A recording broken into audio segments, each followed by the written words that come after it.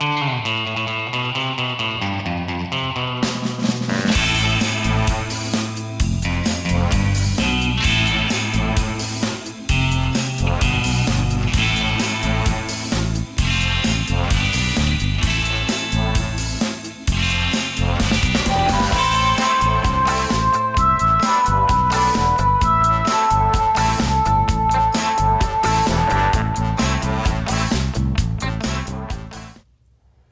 by now you've probably heard the concerns being expressed about the amount of corn we have in our diet, and especially the amount of high fructose corn syrup we get from sodas and other foods and beverages.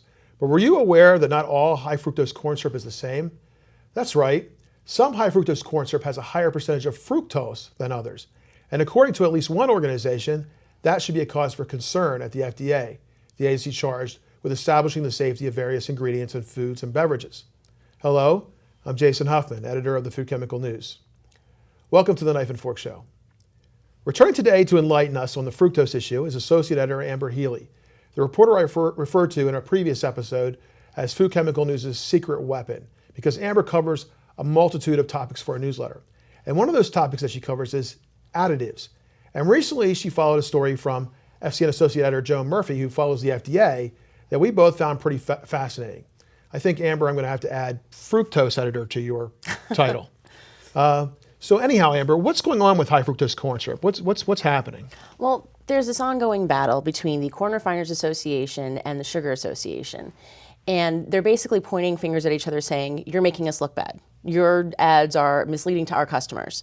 The Corn Refiners Association tried last year to get FDA to allow them to call high fructose corn syrup corn sugar, because to them, high fructose corn syrup and table sugar are metabolized exactly the same way in the body. They're used the same, they taste the same, they have the same amount of calories. Why not just call it corn sugar?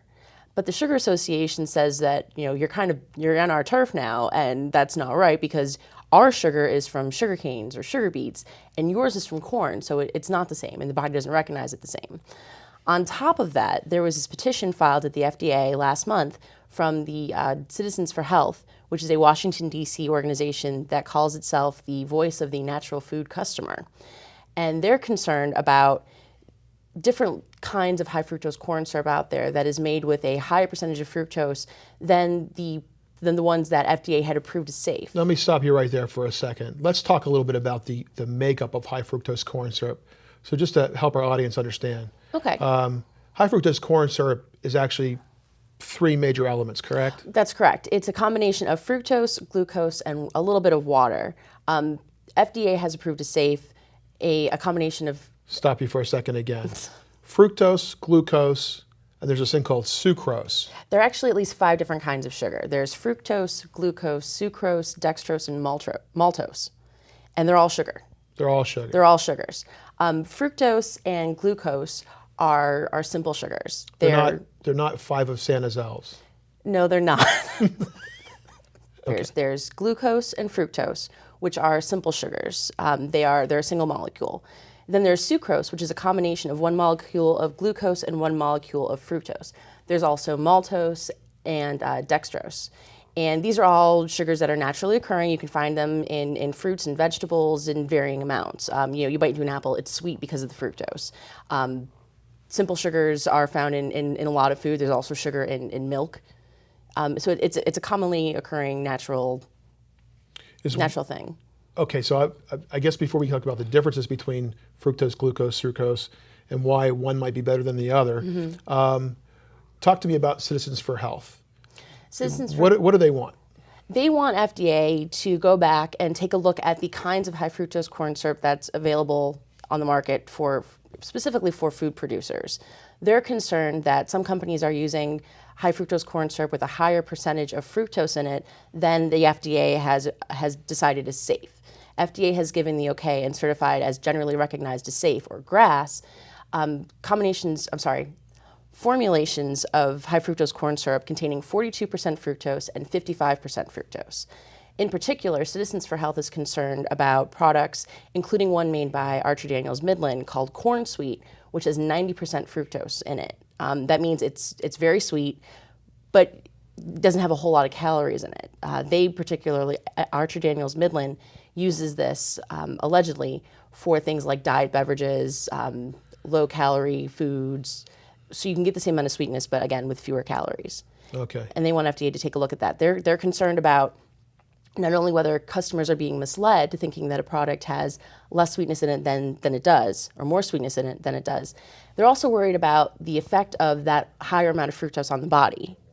And in their petition, they refer They have to several studies that they refer to. They Was refer it to 10, about 10 studies? 10, that's right. Yeah. And one of them, at least one, a paper written in 2005, points to some evidence that fructose doesn't digest as evenly throughout the body as table sugar, which itself is a combination of fructose and glucose, Which they by the believe way. causes damage to the liver? That's right. They think that it settles in the liver and it increases the amount of fatty acids in the blood, which can cause heart problems. Now, this type of product, HCFS 90, Correct. which Archer Daniels Millins calls corn sweet, Corn sweet.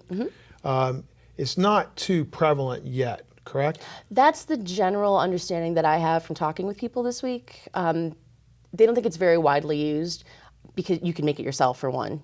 The corn, a higher fructose product or a higher sweetened product. There's also other sweeteners on the market that are equally more sweet than sugar, but with fewer calories, like stevia. Okay. But if it is used, it's typically going to be used in a diet type of product. Correct. More sweet, less More calories. sweet, less calories, right? That's correct. Okay. So the Citizens for Health group claims they have these studies that basically point to these higher level fructose corn syrups causing damage to the body. And you went out and talked to some other food scientists at different universities. And what did they tell you? Well, not everyone agrees. I know that's a shock, but not everyone agrees that it's perfectly safe for you, or that it's damaging to your health. There's at least a few scientists out there who point to their own stack of research, and they say that fructose and table sugar, they're all the same. They metabolize exactly the same.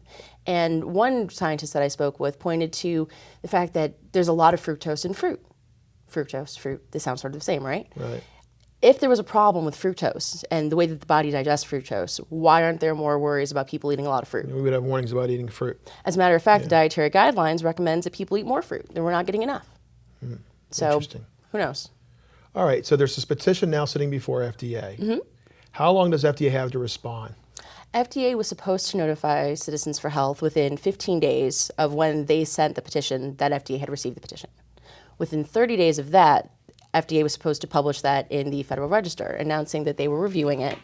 And then within 90 days of the petition being filed, FDA is supposed to respond to it in some way. They can give them an answer, or they can say, we need more time. We need another 90 days to review this.